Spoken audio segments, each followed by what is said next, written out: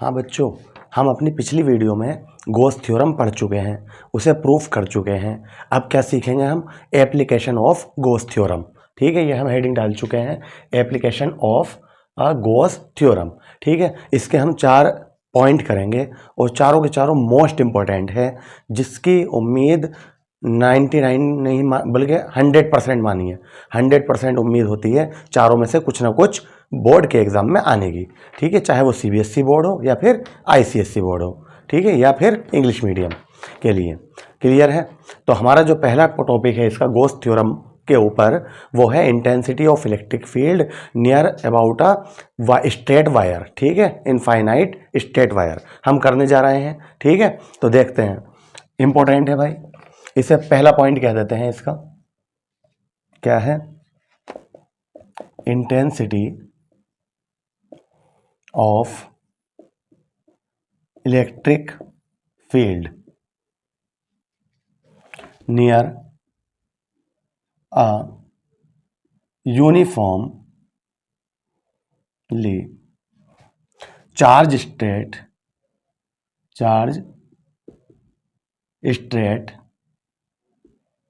Wire of infinite length. ठीक है, क्या मतलब हुआ इसका? एक हमारे पास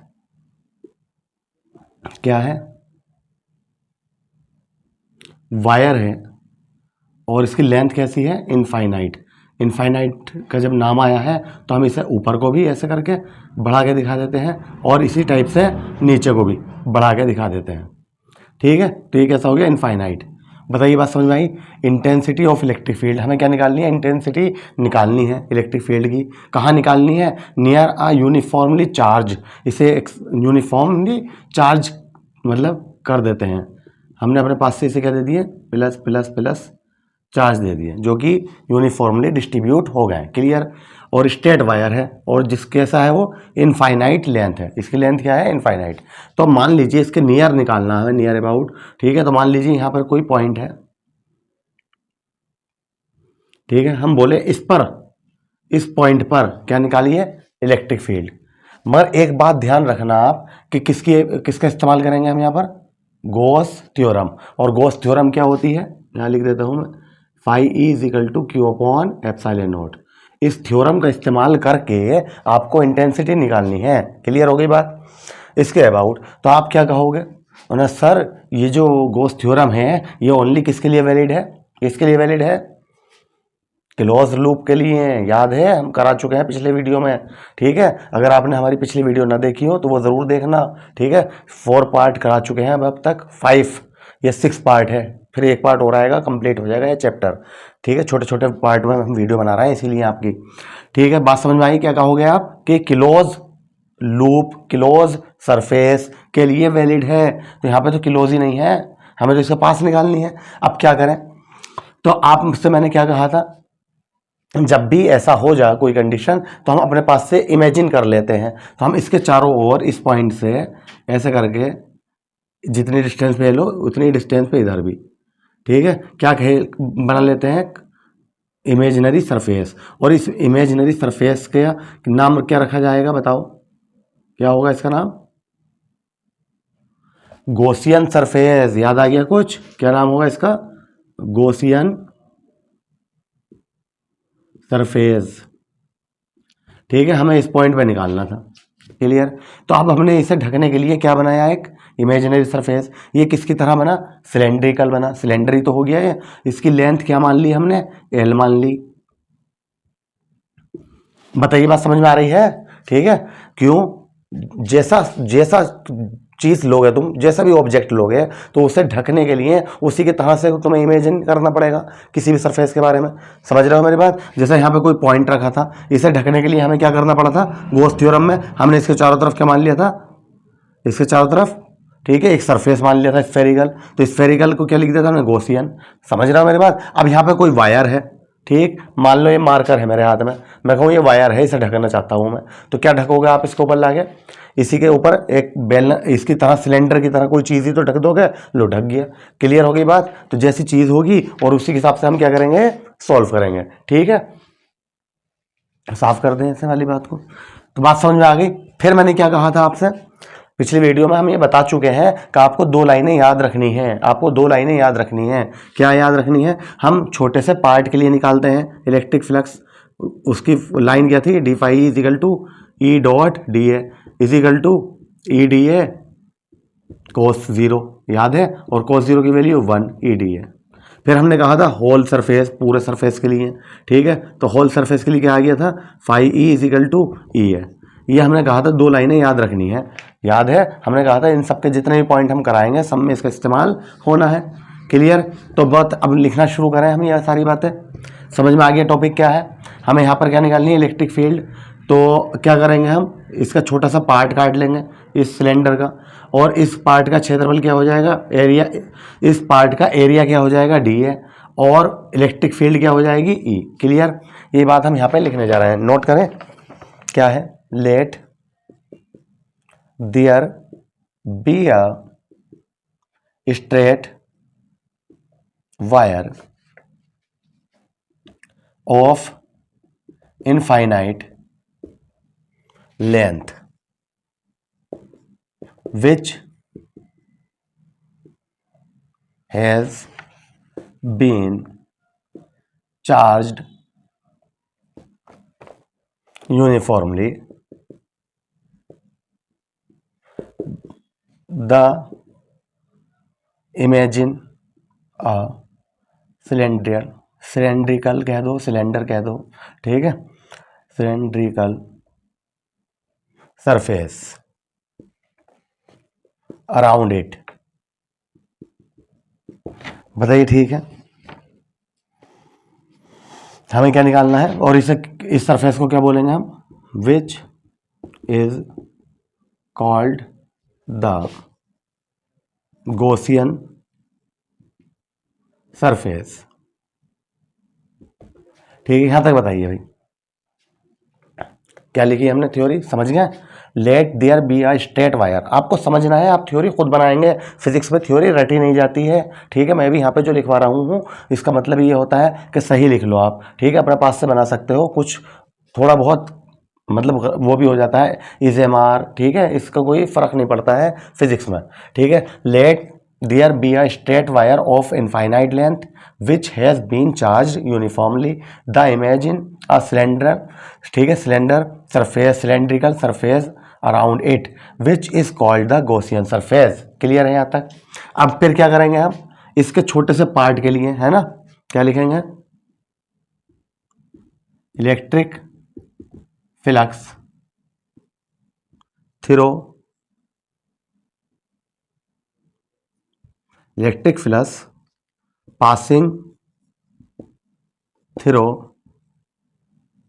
अ स्मॉल पार्ट, ठीक है, इस पार्ट से जो इलेक्ट्रिक फ्लक्स निकला वो बता दीजिए। तो क्या याद कराई थी हमने 2 लाइनें, तो आप कहोगे जब स्मॉल है तो इलेक्ट्रिक फ्लक्स भी स्मॉल होगा, d phi E is equal to E dot d A is equal to E d A cos 0 is equal to E d A. बताइए यहाँ तक क्लियर? फिर हम क्या कहेंगे, फॉर कंप्लीटली सरफेस, ठीक है, कंप्लीट सरफेस के लिए बताइए, तो आप कहोगे यहाँ से डी हटा दीजिए, d phi E is equal to क्या आ गया, यहाँ से भी डी हट जाएगा, ई है। ये 2 लाइनें हमने याद करने को बोला था आपको कि ये याद रख लो, सब में इसी पॉइंट का इस्तेमाल होगा।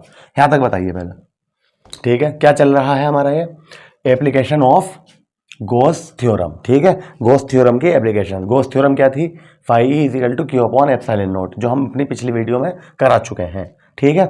हम ये पूरी फिजिक्स कराएंगे आपको, बोर्ड एग्जाम से कम 2-3-4 महीने पहले कंप्लीट फिजिक्स दे देंगे इसमें, ठीक है। आप हमारे साथ जुड़े रहिए, बेफिक्र रहिए, सब कराएंगे मैं एग्जाम्पल और न्यूमेरिकल्स के, ठीक है। तो intensity of electric field near a uniform charge straight wire of infinite length, ठीक है, ये हमें निकालना था इंटेंसिटी। तो हमने क्या मान लिया, एक वायर ले लिया जिसे हमने यूनिफॉर्मली चार्ज कर दिया, फिर उसके चारों ओर, क्योंकि हमें इसके पास में निकालनी थी, यहाँ से यहाँ तक की डिस्टेंस को, ये तो पी पॉइंट है ही, यहाँ से यहाँ तक की डिस्टेंस को आर कह दो, ठीक है। आर डिस्टेंस पर क्या निकालनी थी हमें, इलेक्ट्रिक फील्ड निकालनी थी, ठीक है। तो इसके चारों ओर हमने क्या मान लिया, एक सिलेंड्रिकल, ठीक है, इमेजिन कर लिया सिलेंड्रिकल सरफेस का, जिसे क्या बोलते हैं गॉसियन सरफेस।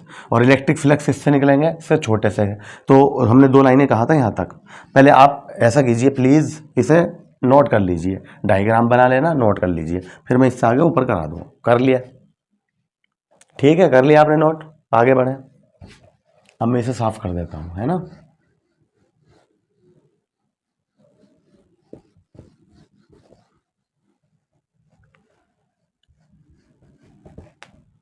हाँ हाँ जी, बताइए क्या है हमारे पास। Phi E is equal to E है, यहाँ तक ही तो था, ये वाली लाइन मैंने यहाँ लिख दी, क्लियर है। हाँ, अब बताइए मुझे किसका इस्तेमाल करना था, गॉस थ्योरम का। यही तो एप्लीकेशन चल रही है हमारी, तो क्या लिख देंगे हम, बाय गॉस थ्योरम। क्या होती है Gauss theorem, phi E is equal to q upon epsilon naught. तो यहाँ लगा देंगे q upon epsilon naught is equal to E. यहाँ तक बताइए, क्लियर है। हमें निकालना क्या है, इंटेंसिटी निकालनी है। अभी देखते जाना क्या करेंगे हम। अब एक बात बताइए मुझे, ए क्या है, मैं आपसे पूछूं तो आप कहोगे ये जो सिलेंडर है इसका एरिया है। क्लियर, ये भी बना लेना है डायग्राम में। ठीक है, तो सिलेंडर का जो एरिया होता है वो कितना होता है, एरिया ऑफ सिलेंडर। आपने 10th क्लास में भी पढ़ा होगा, जिन बच्चों के पास इस टाइम मैथ नहीं है तो 10th में उन्होंने पढ़ा होगा एरिया ऑफ सिलेंडर क्या होता है, 2πr/h, 2πr/h। लेकिन हमने यहाँ h के उस पर क्या कर दिया, रिप्लेस कर दिया h को किससे, l से। तो यहाँ पर क्या ले सकते हैं, 2πrl। क्लियर है। ठीक है, r क्या होती है, इसकी रेडियस होती है, और l इसकी क्या होती है, सिलेंडर की लेंथ होती है। क्लियर, a की वैल्यू यहाँ लगाएंगे, q अपॉन एप्सिलॉन नॉट ई, ए की जगह पर क्या लगा देंगे हम, 2πrl। क्लियर। अब एक बात और बताइए, ये जो Q है, ठीक है, Q की वैल्यू निकालनी है हमें। क्या चीज़ है यहाँ पर, ये लीनियर में है। याद है मैंने आपको ये कराया था, लीनियर चार्ज डिस्ट्रीब्यूशन के लिए क्या आता है, लीनियर चार्ज डेंसिटी आता है, जिसे हम लैम्डा से लिखता है। ठीक है, if linear charge density lambda,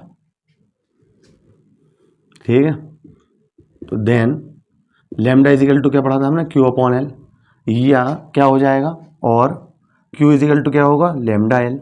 तो जहाँ पर है क्यू वहाँ पर क्या लिख सकते हैं हम, लैम्डा एल। ठीक है, नाउ तो lambda l upon epsilon naught is equal to E 2πrl। बताइए सही है। तो एल से एल कैंसिल हो जाएगा, 2πr कहाँ आ जाएगा, अपॉन में आ जाएगा। तो E is equal to 2πr upon में lambda upon 2π epsilon naught r, ये आ गई इसकी value. E is equal to lambda upon 2π epsilon naught r. आपको ऐसी याद रखनी है, क्यों, क्योंकि न्यूमेरिकल्स जब आते हैं इसके ऊपर न्यूमेरिकल भी पूछ लेता है, वैसे भी इंपॉर्टेंट बता चुका हूँ मैं। ठीक है, तो हम यहाँ पे क्या करते हैं पता, 2π एप्सिलॉन नॉट है तो 2 से ऊपर और 2 से नीचे मल्टीप्लाई कर देते हैं। जो नीचे वाला होता है 2 2 ज़ा 4 pi epsilon not, 1/4 pi epsilon not की वैल्यू एक साथ लगा देते हैं। कई बार न्यूमेरिकल आ चुका है इसके ऊपर, इस फॉर्मूले के, तो याद रखना है। क्लियर है। कभी कभी वो पूछ लेता है, समझ में आ गया। वैसे ये बताइए, पहले हमने क्या करा, छोटे से के लिए निकाल लिया था, स्मॉल पार्ट के लिए, फिर गॉस थ्योरम लगाई, यहाँ पर ये लगा दिया। बताइए ठीक है। फिर हम ए के बारे में बोले, ए क्या है, तो यहाँ सिलेंडर क्या माना था हमने, सिलेंडर माना था, तो उसका एरिया क्या होता है, 2πrl। फिर हम बोले कि यार लीनियर चार्ज डेंसिटी क्या है, लैम्डा होती है, lambda is equal to q upon l, या q equal to lambda l, ये लगा दिया यहाँ पर। कि क्यों लगाया हमने यहाँ पर, लैम्डा क्यों लिया है, क्योंकि मैंने बताया था आपको, लैम्डा जो होती है डेंसिटी, ये प्योरिटी होती है एक किस्म से। तो प्योरिटी किसकी निकालोगे, जो मेन चीज़ है जो इमेजिन की जाती है उसकी प्योरिटी नहीं होती है, तो उसे तो हमें किसी भी हालत में हटाना होता है। तो इसकी लेंथ को एल हटाने की वजह से देखो हमने ये काम करा, lambda is equal to q upon l. तो लैम्डा एल, एल से एल कैंसिल हो गया, ई की वैल्यू निकल कर आ गई। बताइए क्लियर है। कभी कभी ये पूछ लेता है इसका वेक्टर फॉर्म में मालूम कर लेता है, तो इसी के नीचे लिख देना वेक्टर फॉर्म। क्या होती है वेक्टर फॉर्म, तो जो जो चीज़ वेक्टर होती है उसके ऊपर हम एरो लगा देते हैं। तो इस साइड में तो कोई भी चीज़ वेक्टर नहीं है, सब स्केलर है भाई, 2π एप्सिलॉन नॉट आर। तो आप क्या करें, जब इधर वेक्टर तो इधर भी वेक्टर आना चाहिए, लेकिन हमें वेक्टर कुछ दिखा नहीं, तो हम अपने पास से यूनिट वेक्टर बना देते हैं। ये इसकी वेक्टर फॉर्म आ गई। कभी कभी पूछ लेता है कि please write down the vector form, ठीक है, इसे राइट डाउन कीजिए किसमें, वेक्टर फॉर्म में। तो इसका मतलब तो जानते ही हो आप, पहले भी बता चुका हूं मैं, इसका यूनिट वेक्टर बोलते हैं, इसका मैग्नीट्यूड 1 होता है, इसका मैग्नीट्यूड 1 होता है, सिर्फ ये डायरेक्शन बताता है, तो कोई फर्क नहीं पड़ता। कभी आप ये सोचो आर से आर कैंसिल कर दो, ठीक है, काट दो, कैसे कट जाएगा भाई, आर की यूनिट है भाई, इसकी वैल्यू 1 है सिर्फ, लेकिन इधर वेक्टर होने की वजह से लेफ्ट साइड में, तो हमें राइट साइड में भी वेक्टर दिखाना पड़ता है, इसीलिए कि भाई राइट साइड की जो क्वांटिटी वो भी वेक्टर है, इसलिए हम अपने पास से कुछ भी यहाँ पर बना देते हैं। तो आर के ऊपर यूनिट लगा दिया, क्लियर हो गया, रब कर दें। नेक्स्ट टॉपिक देखते हैं। अभी हमने क्या लिया था, वायर लिया था, ठीक है, इनफाइनाइट, और उसे क्या करा था, यूनिफॉर्मली चार्ज दिया था, ठीक है, और उसके पास क्या निकाल लिया था हमने, इलेक्ट्रिक फील्ड निकाल ली थी। अब हम क्या लेंगे, अब हम एक कोई क्या ले लेंगे, प्लेट ले लेंगे, ठीक है, ऐसे इस टाइप से,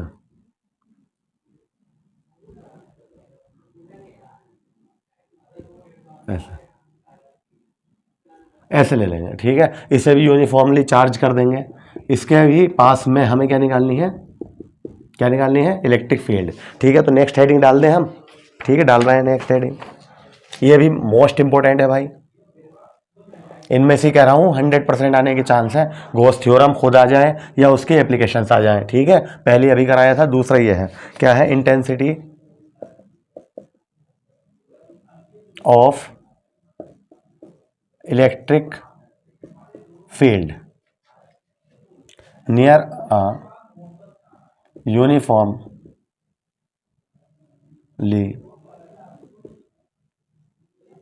charged plate, plane sheet, plate कह दे या प्लेन शीट कह दे, ठीक है, एक ही बात है, ऑफ इनफाइनाइट, इनफाइनाइट लिखना, ऑफ इनफाइनाइट एक्सटेंशन। तो इनफाइनाइट बनाने की वजह से हमने क्या कर दिया, ऐसे करके दिखा दिया, इसका मतलब क्या है, इनफाइनाइट, ठीक है। कोई हमारे पास प्लेन शीट है, इसे यूनिफॉर्मली चार्ज कर दिया गया है, इसके हमें नियर क्या निकालनी है, नियर अबाउट इलेक्ट्रिक फील्ड निकालनी है, जैसा अभी निकाली थी, क्लियर है बात।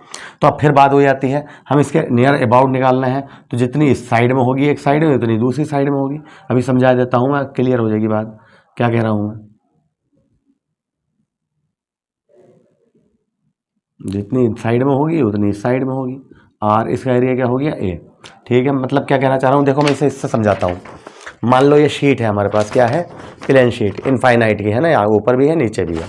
अब हमने इसे चार्ज दे दिया, तो अब मैं बोला इसके पास में हमें क्या निकालनी है, इलेक्ट्रिक फील्ड बताइए। तो आप क्या कहोगे कि सर जितनी इस साइड में होगी उतनी इस साइड में होगी, तो ऐसे है, मगर हम इसे यहाँ पे बना नहीं सकते 3D में, बात समझ में आ गई अब। तो इस टाइप से बनाया, इसे आप ऐसे करके दिखा सकते हो, इसे, इस वाली लाइन को, एक को, बात समझ में आ गई, ऐसा डेट डैश करके दिखा दो, ये पीछे की का पार्ट हो गया और ये आगे का, लेकिन जितनी डिस्टेंस पे यहाँ इधर निकालोगे, जितनी इधर आएगी और उतनी ही इधर आएगी। इस पॉइंट को यहाँ पे हम मान लेते हैं पी डैश, वो सॉरी पी, यहाँ पर क्या हो जाएगी, इलेक्ट्रिक फील्ड ई, और एरिया क्या हो जाएगा इस पार्ट का, डी है। इसी टाइप से यहाँ पे पॉइंट मान लेते हैं पी डैश, यहाँ पर इलेक्ट्रिक फील्ड ई और एरिया क्या होगा, डी है, क्लियर है। अब यहाँ पर आप क्या करना चाहिए, आपको यूनिफॉर्मली चार्ज को डिस्ट्रीब्यूट करा दो। अब बताओ समझ में आ गई बात या नहीं, बस डायग्राम कंप्लीट हो गया, ठीक है। तो लिखना शुरू करें, थोड़ी सी थ्योरीज की भी लिख रहा है। Suppose there is a plane sheet of infinite expansion which has been charged uniformly,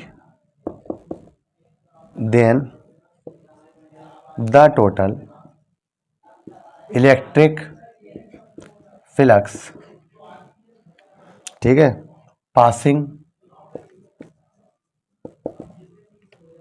through both its point P and P dash. ठीक है, बात समझ में अब क्या क्या मान लिया हमने देखो ऐसी तो है, suppose there is a plane sheet of infinite expansion. मान लीजिए कोई हमारे पास क्या है, प्लेन शीट है जो कि कैसी है, इनफाइनाइट एक्सपेंशन में, इधर भी है नीचे भी और ऊपर भी है। क्लियर। कुछ बुक्स में ऐसे दिखा देते हैं, कभी आप ये देखो मैंने ऐसे बनाया है, कुछ में इसे हटाकर ऐसे दिखा देते हैं, जैसे मैंने अभी वायर लिया था, बस इसे चौड़ा बना देते हैं, वो भी सही है, लेकिन ये उससे भी अच्छा है। ठीक है, तो आप ऐसा डायग्राम बनाना, which has been charge uniformly, जिसे हमने क्या कर दिया, एक तरह से पूरी तरह से क्या कर दिया, चार्ज कर दिया। Then the total electric flux passing through both its point P and P dash. बस यहाँ पे हमने थोड़ा सा चेंज किया है।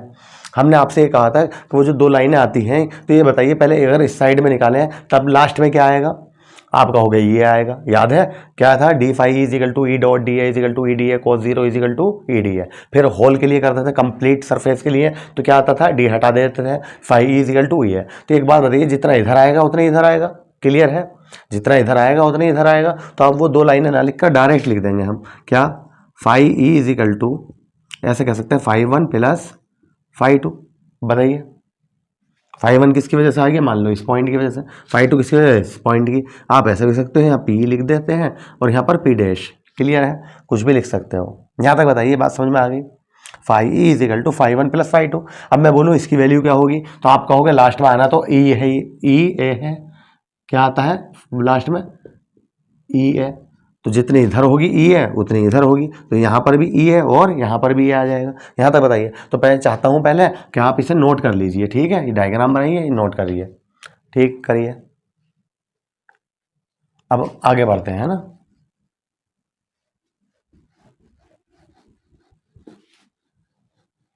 हाँ, तो क्या आ गया था, हम इसे ही ऊपर लिख लेता हूँ मैं, phi E is equal to phi one plus phi to.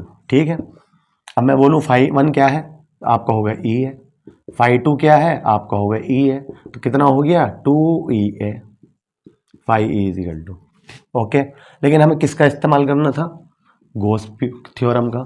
तो क्या लिखेंगे यहाँ पर, बाई गॉस थ्योरम। क्या है Gauss theorem, phi is equal to q upon epsilon naught. यहाँ पर लगा दीजिए q upon epsilon naught, to E है। लेकिन बात फिर वही आ जाती है, क्या है ये सरफेस, कैसा है, सरफेस है। ठीक है, जब सरफेस है तो इसमें क्या होगा, डेंसिटी क्या होगी, सरफेस डेंसिटी क्या थी, सिग्मा होती है। तो लिख देंगे इफ